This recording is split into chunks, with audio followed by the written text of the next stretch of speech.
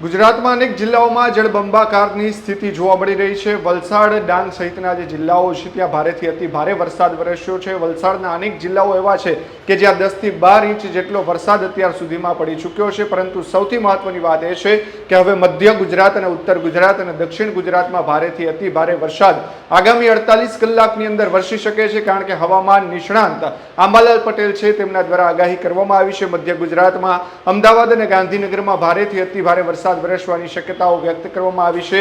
આંબાલાલ પટેલે વધુમાં કહ્યું છે કે ઉત્તર ગુજરાતના અનેક ભાગો જે છે ત્યાં પણ નદીમાં પૂર આવે તે પ્રકારનો વરસાદ વરસવાનો છે, એટલે કે તીવ્રતા જે છે તે વરસાદની વરસવાની વધવાની છે। અને ભારેથી અતિ ભારે વરસાદની આગાહી કયા કયા જિલ્લાઓમાં વરસાદ પડશે તેમને લઈને આંબાલાલ પટેલે શું કહ્યું, આવો સાંભળીએ। ઘણી સિસ્ટમો એક્ટિવ થઈ છે। ઉત્તર પાકિસ્તાન તરફ પણ કેટલા સાયક્લોનિક સર્ક્યુલેશન છે। મધ્યપ્રદેશમાં ઇન્દોર ઉત્તર પૂર્વ ભાગમાં પણ સાયક્લોનિક સર્ક્યુલેશન છે। આ ઉપરાંત મોન્સૂન ધરી પણ હવે નીચે આવવામાં છે, જે ગંગાનગર થઈને પશ્ચિમ બંગાળ તરફ શિફ્ટ થઈ છે। પણ મહત્વની બાબત છે, શેર ઝોન લગભગ 22 ડિગ્રી નોર્થ પૂર્વ પશ્ચિમના ભાગમાં છે। આ સિસ્ટમ પણ ભારે વરસાદ લાવી શકે તેમ છે, એટલે હવે લગભગ ગુજરાતના ભાગોમાં પાટણ સમી યાર્ડના ભાગમાં તો વરસાદ થવાની શક્યતા છે। વાવ થતા ધાનેરાના ભાગમાં વરસાદ થવાની શક્યતા છે। કેટલાક ભાગમાં ભારે વરસાદ થવાની શક્યતા છે, અને મહેસાણાના ભાગો, સાબરકાંઠાના ભાગો, અરવલ્લીના ભાગોમાં ભારેથી અતિ ભારે વરસાદ થવાની શક્યતા છે। કેટલાક ભાગમાં પૂરની સ્થિતિ સંભળાઈ શકે, જ્યારે મહીસાગરના ભાગો, તાપી નર્મદાના ભાગોમાં પણ વરસાદ થવાની શક્યતા રહેશે। વડોદરાના ભાગો, આણંદના ભાગોમાં પણ વરસાદ થવાની શક્યતા રહેશે।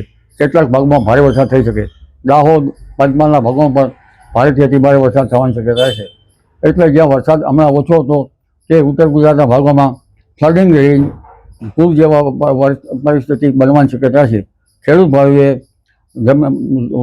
ખેતરમાં જળ ભરાવ થાય તો પાણીના નિકાલની વ્યવસ્થા કરવી ઘટે।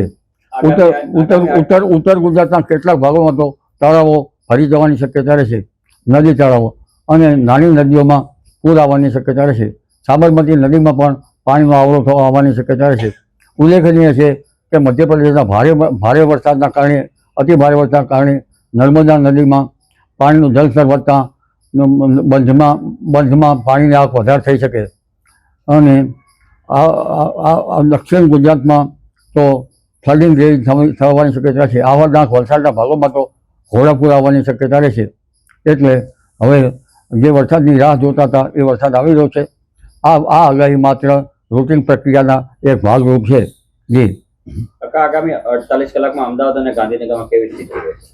આગામી 48 કલાકમાં પૂર્વ અમદાવાદના ભાગો, જેમાં નરોડાના ભાગો, આ ઉપરાંત નરોડા, ઓઢવ, વસ્ત્રાલ, અમરાઈવાડી, રામોલ અને ઈસનપુર, ત્રિકમપુરા, આ ભાગોમાં ભારે વરસાદ તો કેટલાક ભાગમાં અતિ ભારે વરસાદ થવાની શક્યતા રહેશે।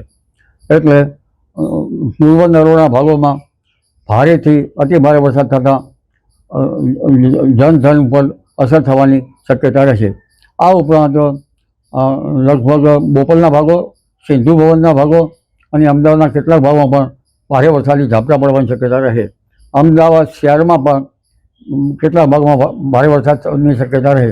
આથી જળ ભરાવની સ્થિતિ રહેતાં પાણીના નિકાલની વ્યવસ્થા કરવી યોગ્ય રહે। જી ગાંધીનગરના ભાગોમાં પણ ભારે વરસાદ થવાની શક્યતા રહેશે। આ ઉપરાંત કલોલના ભાગો, કડીના ભાગો, તેમજ કેટલાક બેચરાજીના ભાગો અને સાણંદ, વિરંગામના ભાગોમાં પણ વરસાદ થવાની શક્યતા રહેશે। પાટડી, દસાના ભાગોમાં વરસાદ થવાની શક્યતા રહેશે। ઉત્તર સૌરાષ્ટ્રના ભાગો, સુરેન્દ્રનગરના ભાગો, હળવદના ભાગો અને ધાંગધ્રાના ભાગોમાં પણ વરસાદ થવાની શક્યતા રહેશે।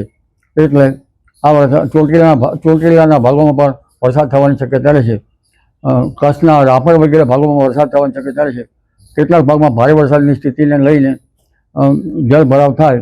આ આગાહી એક માત્ર રૂટીન પ્રક્રિયાના ભાગરૂપે છે। જી ખેડૂત ભાઈઓ છે એ ખેતરમાં ડ્રોન ઉડાવતા હોય છે ત્યારે આપણે એક પ્રશ્ન સતાવતો હોય છે કે જે આપણે અત્યાર સુધી જીપીએસ ટેકનોલોજીવાળા ડ્રોન વાપર્યા છે, જેથી કરીને મોબાઈલ ટાવર છે અથવા તો હાઈ ટેન્શન લાઇન પસાર થતી હોય, કોઈ વૃક્ષો હોય, ત્યારે જે જીપીએસ ટેકનોલોજીવાળા ડ્રોન છે એમાં ટકરાય અને ટ્રેસ થાય છે.